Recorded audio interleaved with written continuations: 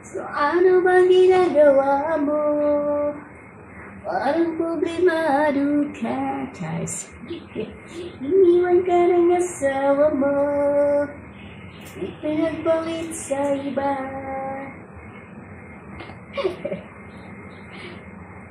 Tapos yung iba, takot na takot i-expose yung mga boyfriend nila, tinatago nila.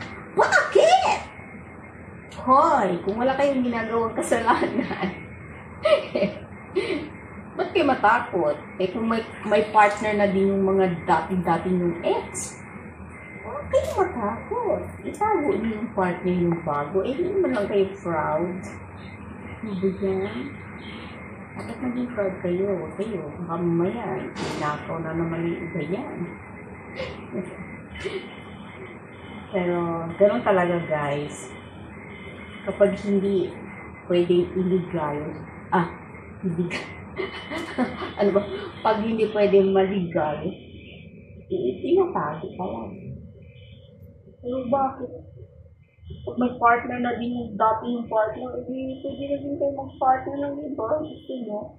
Kasi meron naman yan. No. Yes. Wala na tayong kialaman. Di ba? Kasi natakot. Hindi na rin sila pwede mag-demanda sa inyo. Bakit? Kasi meron din sila mga titikin sa una. Tapos ikaw, sabi ka na rin. Wala masama ang mag-love. Yung masama, itago mo sila kasi nasa may secret.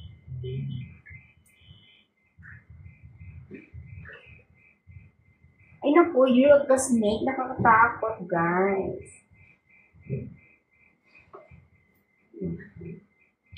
Tapos mainit yan dahil snake mask. So, marami talagang masunog. Masunog talaga yan.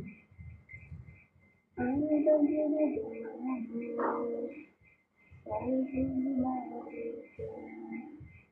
para maging legal ang boyfriend at girlfriend nyo, ilagay nyo na sila dyan. Gawa na kayo ng sulat na wala nang pakialaman. Nakakatawa sila. Ay, nasa. Malang divorce ngayon. Diba, mura. Sabi nila, may free na daw. Wala kayo. Pero naman. Ba't pa kayo nagpa-divorce dyan? Tago kayo ng tago ng boyfriend nyo. Yung sa akin pala, nasuot. Marami na ng business. Nasaan? Ano yan? Okay.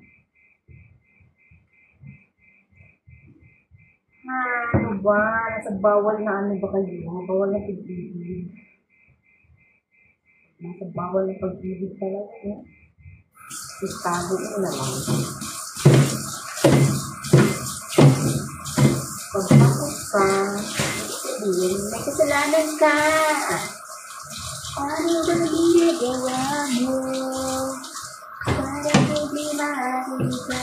Ay, naku, ang dami oh. Wow. Kung lalagyan natin siya ng tubig, hugasan mo na ulit. Ayan, tapos mag-blend na tayo. Ito. Lamingin ko pala, ano ba yan? Nakakaloka, ayun eh. Galing ko pala. Ay, ako. Ilan pa lang. Nako, inutusan ako mag-blend, tapos wala aman akong lagayan pala. Ibig sabihin, bababa pa ako, mamili. Bababa na naman ako, my God. Lagi na. Hindi kong dumag ko.